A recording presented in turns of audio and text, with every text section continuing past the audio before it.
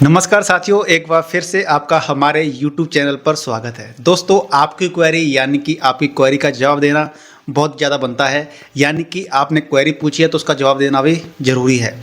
देखिए, एक महाशय हैं, उनकी एक क्वेरी आई है और इसके ऊपर मैं इस टॉपिक का वीडियो एक्चुअली मैं इसलिए बना रहा हूँ क्योंकि सेम क्वेरी या इससे रिलेटेड आपकी भी क्वेरी हो सकती हैं, तो आपको भी जानकारी की आवश्यकता ज़रूर होगी।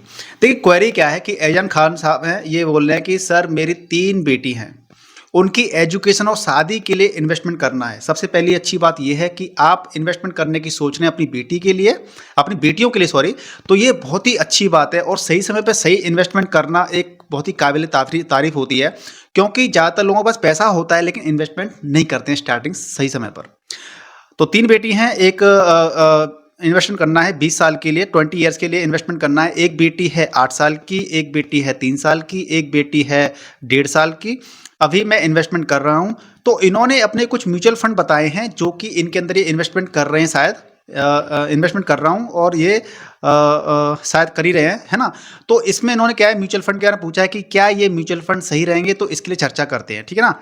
तो ये वीडियो आपके एजुकेशन पर्पज़ के लिए आपको आप इनकी मेरी जो सलाह होगी इसको मान भी सकते हैं, बाकी आप अपनी सुविधा के अनुसार चीज़ों को सेटल भी कर सकते हैं। यानी कि आप सेबी से रजिस्टर्ड जो फाइनेंशियल एडवाइजर होते हैं उनसे भी आप कंसल्ट कर सकते हैं, लेकिन मैं जो म्यूचुअल फंड डिस्ट्रीब्यूटर भी हूँ, एमपी से रजिस्टर्ड हूँ, तो उसके एवज में भी आपको मैं कुछ ज्ञान दे सकता हूँ, जानकारी दे सकता हूँ, ठीक है। तो देखिए, सबसे पहले यहाँ पे क्या आ रहा है कि निप्पॉन स्मॉल कैप 1000 रुपये, बंधन स्मॉल कैप 1000 रुपये, निप्पॉन मल्टी कैप 1000 रुपये, Motilal Oswal mid cap 1000 rupees, HDFC opportunity mid cap 1000 rupees, Edelweiss mid cap 1000 rupees. सही रहेगा, प्लीज़ रिप्लाई करें। मेरे पास काफ़ी समय है और मेरे 22 साल है मेरे पास करीब।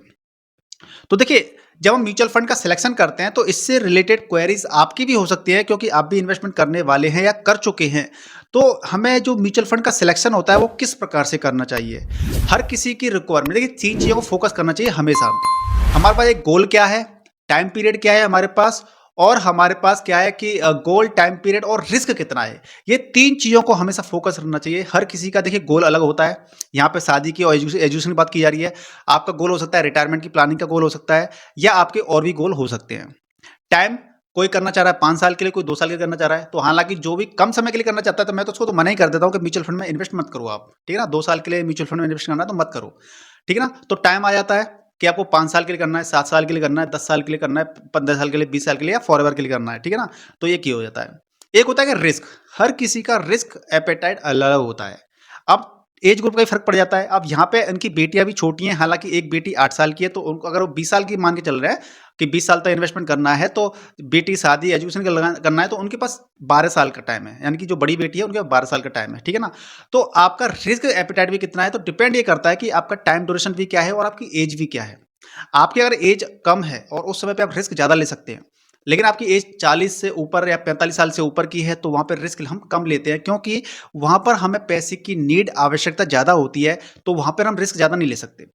अगर हम इन महाशय के अगर म्यूचुअल फंड की हम बात करें, तो इनमें इन्होंने क्या किया है कि ज़्यादातर स्मॉल कैप और मिड कैप लिया हुआ है इन्होंने ज़्यादातर, ठीक है ना।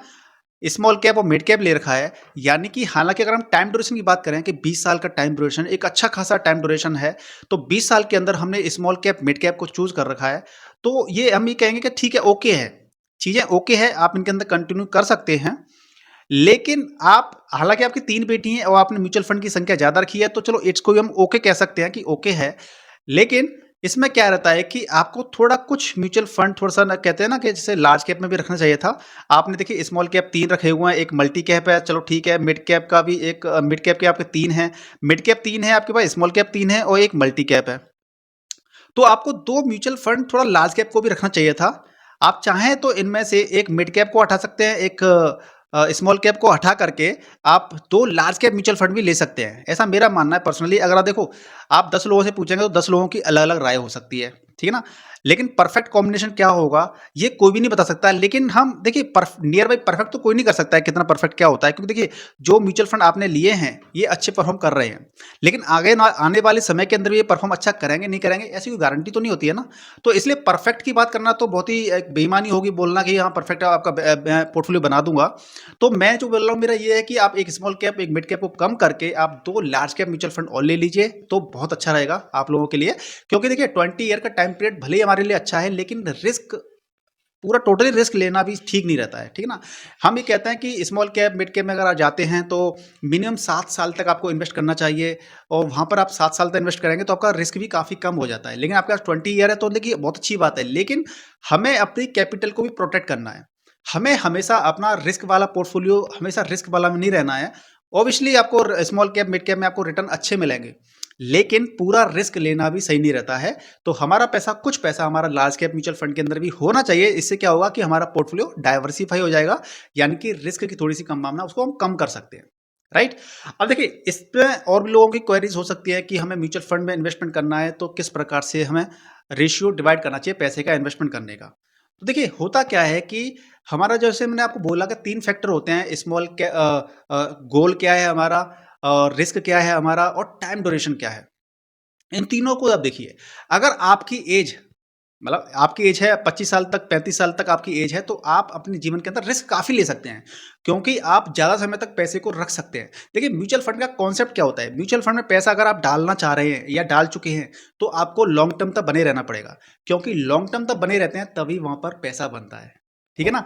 पैसा कब बनता है? जब आप लॉन्ग टर्म तक बने रहते हैं, और आप लॉन्ग टर्म नहीं बनेंगे तो आपका पैसा अच्छा नहीं बन पाएगा। क्योंकि देखिए म्यूचुअल फंड के अंदर प्रॉपर तरीके से कंपाउंडिंग कब होती है? 10-12 साल जब निकल जाते हैं ना, उसके बाद में आपका रियल कंपाउंडिंग का मजा आता है। रियल कंपाउंडिंग से पैसा ग्रो करता है, पैसा अच्छा बढ़ता है, ठीक है ना? तो आपको लॉन्ग टर्म लेके चलना है, जो कि आप लेके चल रहे हो।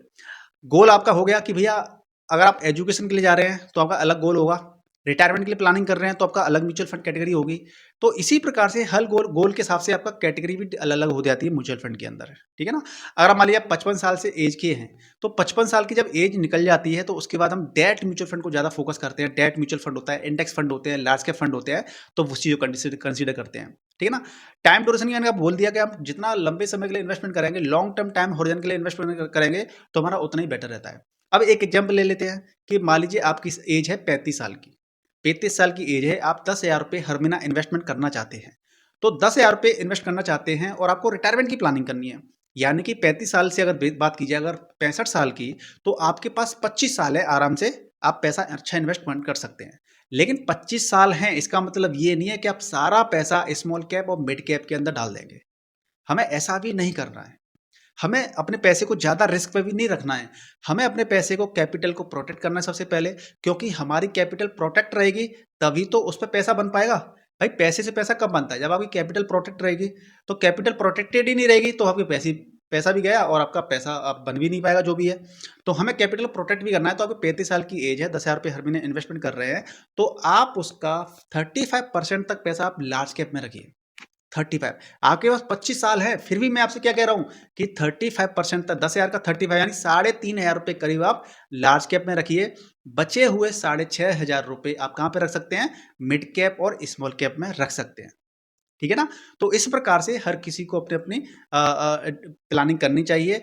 अगर आपकी एज, मान लीजिए एक कॉमन क्वेश्चन ये भी आ जाता है कि ज़्यादातर हमारे व्यूअर ना 45 साल के अराउंड वाले भी हैं, 40 से 45 साल वाले भी हैं। अगर मान लीजिए आपकी एज 45 ईयर की है, 45 ईयर की है, लेकिन आपको पैसा मात्र 10 साल के लिए रखना है, 10 साल के लिए रखना है, तो उस केस में भी मैं ये कहूँगा कि फिर भी आपको 10 साल के लिए पैसा रखना है, यानी कि आपके पास टाइम पीरियड ठीक-ठाक है फिर भी। लेकिन फिर भी आपको 50 टू 60% पैसा आपको लार्ज कैप में रखना चाहिए, अगर आप इस 45 की एज ग्रुप के अंदर हैं। 50 टू 65% आपको करीब इतना पैसा इधर रखिए लार्ज कैप में अंदर। बाकी के पैसे को आप क्या कर सकते हैं? स्मॉल कैप और मिड कैप में इन्वेस्ट कर सकते हैं।